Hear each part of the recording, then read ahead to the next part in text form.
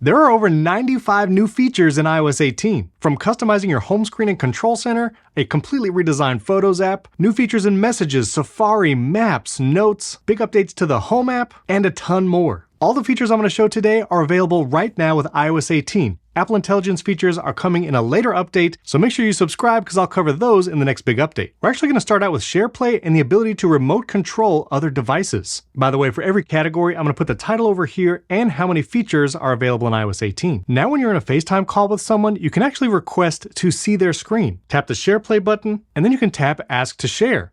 The other person will get a notification, and now they can share their screen with you. This is going to be amazing for helping your family and friends.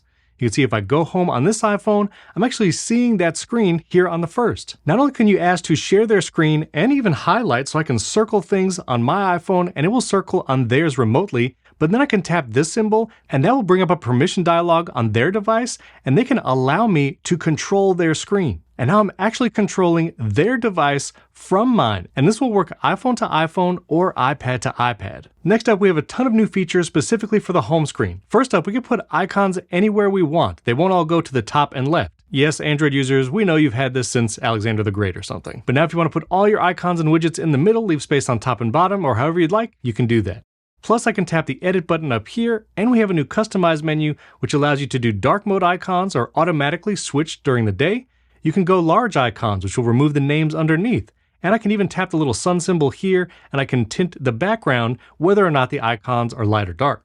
Plus, you can tint the color of your apps by tapping this symbol, choose a color using the color picker here, or even take the eyedrop and go to a part on your wallpaper and take a color from the wallpaper. I'll go back to light mode for now. This wallpaper is actually from Basic Apple Guy. I'll link it down in the video description. Plus, you can now resize widgets without having to remove and add them from the home screen. For instance, if I want to make the podcast widget larger, I can just tap and drag on the corner and extend it however I'd like. Even go to the larger size, all just by dragging that little handle in the bottom right. I can go back to the small size and then rearrange all my icons once again. Also on the home screen, you now have the ability to lock and hide apps. Maybe I want the Bear app to be locked and require Face ID to even open. Well, I can tap Require Face ID, and then you actually get two different features here. You can require Face ID whenever you need to open the app, or you can require Face ID and hide it. If I choose that option, you'll see this sheet come up. It's telling you that not only is it going to disappear from the home screen, but it actually won't even appear in the app library. I can go to B, and you'll see Bear is nowhere to be found. Even if I try to search for it here, it's not even going to come up. That's because it's actually in a new place in the app library down here in the hidden folder. Tap it and you can unlock with Face ID, and then you'll see the apps that you have hidden. Tap and hold, and then we can add it back to the home screen, unhiding and unlocking it. And speaking of customization, the Control Center now has incredible new features. First of all, there's multiple pages here where you can scroll down and go to the Now Playing screen, go down to Smart Home Controls, a dedicated panel for that. Also have access to your wireless controls like Wi-Fi, and you can even add custom pages here on Control Center. If I tap and hold here in Control Center, you now go into Edit mode. Tap Add Control, and you get an entire new menu of actions you can add specifically here. And third-party apps can actually make things available for the Control Center as well. You can remove controls if you would like, and you can resize controls by tapping the handles at the bottom right of each one. And one of the best parts of the new Control Center actions is you can actually add shortcuts right here and run them from the Control Center. If I add another control, I didn't have enough room on this first page, it's actually going to create a brand new page all the way down here. Now I can add multiple controls. Maybe I'll add the big shortcuts widget, choose shortcuts I use often, and I can even resize that shortcut if I would like, and add even more pages here in Control Center. Also, these actions for Control Center appear in two other places. When you go to your lock screen on iOS 18, tap and hold, customize, and now you can add any of those actions here right on the lock screen, including shortcuts. Not only that, but you can also change the flashlight and camera icons down here at the bottom. So if you want to run a shortcut or use any of the other Control Center actions down there, you can swap out the flashlight and camera now with iOS 18. All right, let's talk about the Photos app because it has a complete redesign in iOS 18. It can be a little jarring at first to figure out where things are, but the first thing I would recommend doing is scrolling all the way to the bottom and you'll see the new Customize and Reorder option.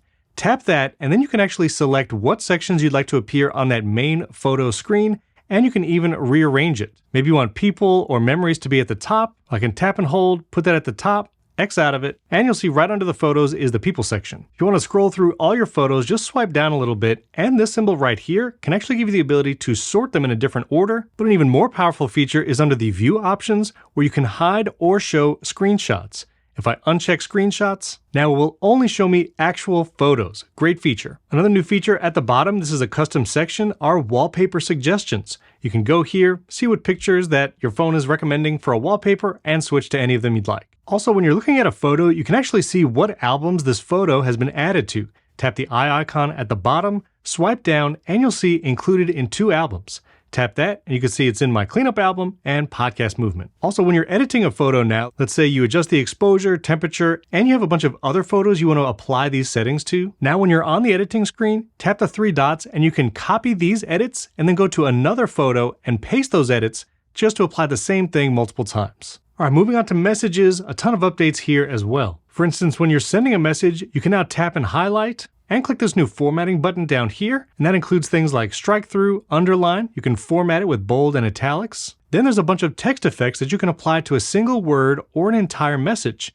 If I select the entire message and then go into effects, you can apply that to everything in the message, or I can just select a single word, go into text effects, and just have that word animate. You can also have multiple effects per message, draw attention to just everything. Also, if you have an iPhone 14 or later, you can now send messages using a satellite just built into the iPhone. If you go to message someone and you don't have service, you'll see this message pop up. You can use messages via satellite, it'll connect, and then you can just send iMessages to another user of iOS 18. That's important. It doesn't work if they're on iOS 17 or earlier. Now when you go to tap back on a message, you can actually scroll over and add an emoji as a tap back, any emoji you would like. You can now schedule messages to send later. Just tap the plus button, choose send later, and now when you type your message, you can choose the day and time where this message will send. Even if your iPhone loses battery or is off, this message will still send because it lives in iCloud. And with iOS 18, RCS messaging has finally come to iPhone, so when you text an Android user and they can do RCS messaging, you'll see it there in the little Messages Compose window. That means images can be sent at higher quality and you get read and delivered receipts. And your iMessage conversations, you'll now be able to send photos up to 100 megabytes. All right, moving on to Safari, there are a ton of updates here. The first one being highlights, and there's lots of different highlights. So if you're looking at an article and maybe there's a person of interest or even a TV show, you'll see this symbol down here in the address bar. When you tap that, if there's people, you'll actually get a link to that. And when you tap that, it'll send you over to their Wikipedia article for a biography. Again, anytime you see the little star icon here, it means there's a highlight. And the additional highlight here was a TV show. If an article or website is mentioning a TV show, you might see it here linked in the highlights, and tapping that will bring you to the Apple TV app. Another helpful highlight is going to be summary and table of contents. So if you're on a website like this, maybe doing some research, you can tap that highlight button, and not only do you get a summary right here, this is different than Apple Intelligence summaries. These summaries are only available on specific websites that Apple has allowed. And if you go into reader mode, some websites will also give you a table of contents per article. Again, this is not Apple Intelligence. This is built into iOS 18, but it's not available on every website. Try space.com if you want to try it out today. Another highlight is the place highlight. So maybe you're on a website, maybe it's for a hotel or restaurant, and you just can't find the address. Well, a location highlight, when you tap there, will bring up the card from Apple Maps. We'll give you the hours if applicable, and then you can tap that location to jump to it in Maps. There's also music highlights, and one of the coolest features in iOS 18 is now hide distracting objects. That means if you're on a website like this, and maybe there's newsletter signups and other ads, if I tap that highlight section again, you'll see hide distracting items is an option. Again, this is iOS 18 specific, and now when I tap on a distracting item, like let's say this newsletter sign up, it will just be hidden from view, and I can enjoy reading the article without all those distractions. This is temporary. It won't happen for every page on this website. And if you refresh the page, you'll have to do it again. But it's a really cool feature to just Thanos snap away some ads and newsletter signups. All right, moving on to maps, you actually get topographical information when elevation is changing. So here, like on Mount Rainier, you'll see the topographical lines and even the elevation. And another cool feature is you can save hiking or walking routes right here in Maps. So I went to the route section here, and I can just tap along the map, different points, and this will actually create a hiking trail. If I just want to go between those 2 points and back, I can tap close the loop and then save this route as a hiking route, name it whatever I would like, and even download it for offline use. You can even do this just for like neighborhood walks. So I saved a little neighborhood walk I used to do at our old house, and then you could see the distance, change in elevation, and even start directions for that walk. Also now if you tap under your favorites right here, you'll see there's a new Places library. You can quickly see your pinned locations, those guides and routes, but if you go to Places, now you can see all the different places you've saved, maybe it's restaurants or places to get your hair cut,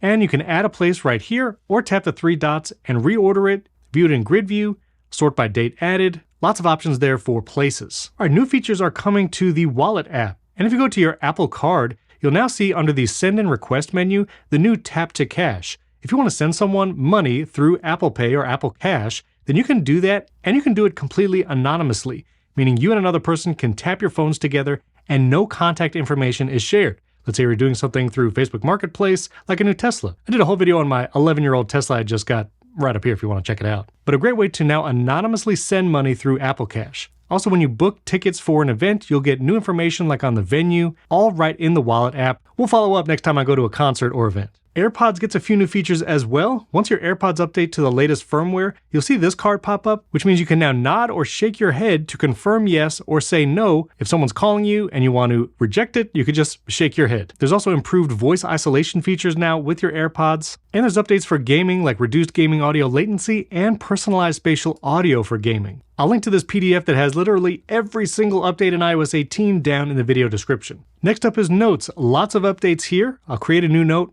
And one of the biggest is if you tap the paperclip icon, you can actually start an audio recording right here. I'll start the recording. This is going to be great for lectures, or maybe you're in a meeting and you want to be able to capture all the notes. Well, you'll be able to record the audio and have it all here built into the note, but you can also get a transcription of that note right here.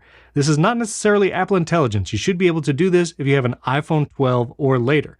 Then, once you're done recording and hit done, you have the audio version right there you can play in the note, and you can also view the summary. Now with Apple Intelligence later, you'll actually be able to get a summary of the entire transcript, but this is an Apple Intelligence feature specifically. So if you want to learn more about Apple Intelligence, I have a first look up here where I go through all of the writing tools and available features in beta. Also, a feature called Math Notes is here, both in Apple Notes and pretty much anywhere where you can type text. And here you can write equations, just tap the equal sign, and you'll actually get the answer right here in the note. This is great if you're doing like house measurements or just other calculations. And this also works for currency exchanges. So let's say I put $76 and I tap equals, it's actually going to convert it to euros automatically. And then you can start with the pound or euro sign at the beginning and it'll convert it to USD. We also get collapsible sections in notes. So if you have a heading, you can select that text, tap the formatting. Let's go to heading. And now you can collapse anything under that heading with the little arrow symbol to the left. That will make large notes easier to parse. And there's also new formatting tools, including things like highlights. You can change the color of the highlight. And if you have a PDF, you can actually inline search on a PDF you've attached to a note. Next up, the Journal app has got a ton of updates. If you tap and hold on the Journal app, if it's on your home screen, you now have a bunch of actions you can perform right here before you even jump into the app. Going into the Journal app, you actually get insights now here at the top, including how many days you've written this year, entries, the number of words, places you visited, and more. Also, when you jump in to create a new journal entry, you can actually share your state of mind. This will also pull in from the Health app if you've done that over there instead. Tapping the three dots here in the top right, you can shortcut to Insights, you can do entry date or moment date, and if you tap the new magnifying glass, you can now search your journal entries, or if you want to browse by calendar, go into that Insights section, and then you can actually scroll back, see all the days you've written with the little dots, and jump to that one specifically. There's also new journal widgets for adding a new entry. This way you can see a prompt right there on your home screen and start writing. Also, when you're writing in a journal entry, there's new text formatting options, including bold, italic, underline, and strike through, and you can even do bulleted lists, and even do quoted text, which is pretty cool. And if you're into shortcuts, there's actually new actions specifically for the journal. I go over some shortcuts. I've actually built some shortcuts with these new journal actions. You can check that out in my video up here that talks about all the new shortcuts actions in iOS 18. Next up is Passwords. Passwords finally has a standalone app. You can put it right on your home screen and gives you quick access to all your secure logins. There's also shortcuts to quickly see your two-factor authentication codes there, or quickly see all of your logins with passkeys right here. And if you want to get passwords for your Wi-Fi networks, you can go here, tap a network, you can tap here to copy or show the password, and there's a cool new feature where you can actually show a QR code and someone else can scan it to automatically connect to that Wi-Fi network. And you also get sorting options here when you're viewing all your passwords, including date edited and created, ascending or descending, or sorting by website. And there's even going to be a Windows app if you'd like to access your iCloud passwords there. Next up, we have a bunch of updates to the Home app. Coming soon, there'll be new HomeKit locks that support ultra-wideband chips, and you can set up express mode where you don't even have to hold your phone or Apple Watch to the lock. Just using the ultra-wideband chip, it'll unlock when you approach.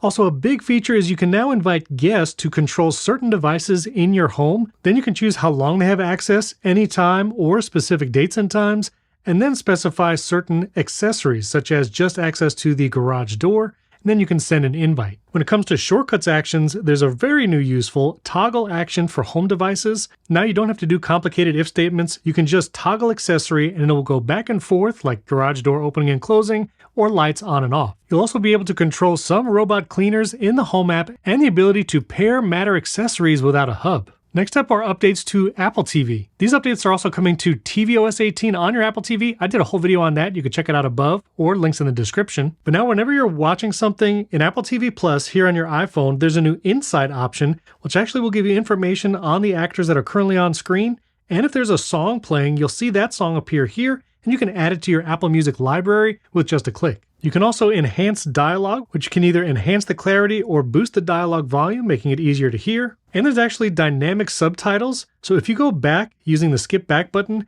the subtitles will actually automatically turn on for a few moments so you can see what they were saying, maybe because you missed it, and then they will automatically disappear after a few seconds. When it comes to privacy and security, you can actually now share specific contacts with an app rather than your whole contact library. If you go to Privacy and Security, then go to Contacts. Now you can actually go to an individual app and limit access to just specific contacts or give an app full access to everyone in your contacts. I would recommend always limiting access unless it's an app maybe like WhatsApp that you want to be able to text anyone. And for some accessories, there's a new accessory setup kit, which is something developers can plug into their app, making it easier to connect devices without having to give it a bunch of access. While we're in settings, let's go over to accessibility. And a huge one is eye tracking, which you can now enable this on your iPhone and iPad, and you can actually control your device just by looking at it.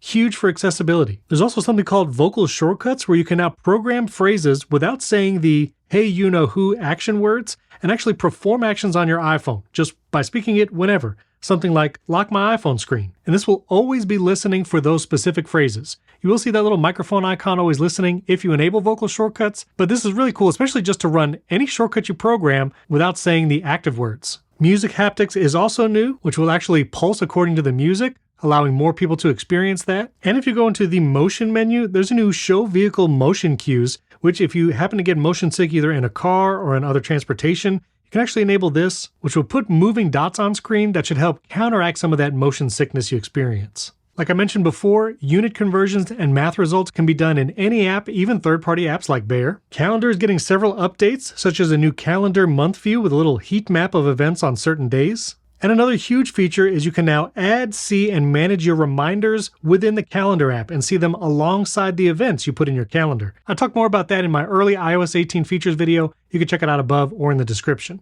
Next, we have updates to the camera, which in addition to a 3 and 10 second timer, you now have a 5-second timer. If you never knew how to get to that, you can tap the little arrow up here, swipe over on these controls. Yes, that is swipeable. And then you can go over to the timer, set 3, 5, or 10 seconds. And when your device is connected to a Bluetooth device, maybe it's playing music, you'll be able to take photos and videos without pausing the music. I showed in my iPadOS 18 video, a new feature in the Files app, both for iPhone and iPad, is you can now format external drives in exFAT, Apple File System, and other options, all directly in the Files app. A couple updates to the keyboard. There's now the unified emoji picker, which you have your stickers and emojis all together in one place. And now you can do stickers and emojis in line alongside text. You could do emojis before, but now you can also do it with stickers.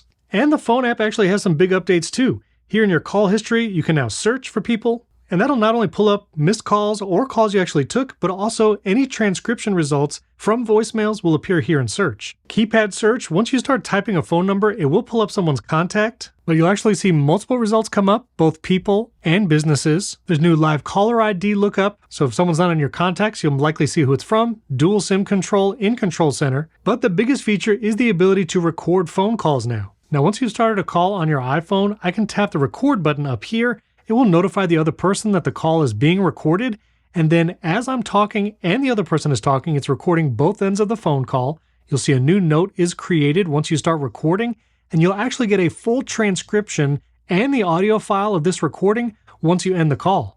I can stop the recording by itself here and then end the call, and now you'll see a new call recording section here in Notes. I can go in, listen to that recording, and you'll also get a transcript of that call. Transcripts are not part of Apple Intelligence. This should be available to everyone. But when you do get that transcript, you can actually get an Apple Intelligence summary. That is Apple Intelligence specific. All right, we're in the home stretch. Let's talk about Apple Podcasts. Now when you're playing an episode like Primary Technology, my tech show with Jason Aten, you should totally subscribe. Links above and in the description. Now when you're scrubbing, if a podcast has chapters, you'll actually see those chapter markers in the timeline, and you get a little haptic feedback as you cross them. Then when you let go, playing the chapters, oh look, custom chapter artwork for every chapter in Primary Technology. Also, if you jump into the transcript as you're listening, you can actually tap a section and then share a link that will jump to this timestamp. You have to be viewing the transcript to get that share from timestamp, but you can now do that directly in Apple Podcasts. Share this link, and someone will jump to this point in the show. Also, one of my complaints about Apple Podcasts has been the up next queue. Well, now you should be able to remove and reorder episodes, whether they're in the queue or the continue playing section. And when you search an Apple Podcast, you actually get suggested searches right here, which should speed things up a little. And finally, we get updates to the weather app. The feels like temperature is a little more obvious. Now you get the feels like card right here. If you have a work location in your contact card, you'll actually get work as another location built into the list. And you also get prominent wind gusts here in the weather app as well. So those are over 95 new features in iOS 18. And remember, I have videos on both iPadOS 18, Apple TV, tvOS 18, and all of that. I'll link them below. I'll also put one of those videos right up here. But subscribe to the channel and hit that like button because I'll have more videos coming out like with Genmoji and Image Playground once Apple Intelligence is updated and available to everyone. If you have any questions on any of the features, leave comments below this video. And I'll put another one of my software update videos right up here. As always, thank you for watching. I'll catch you in the next video.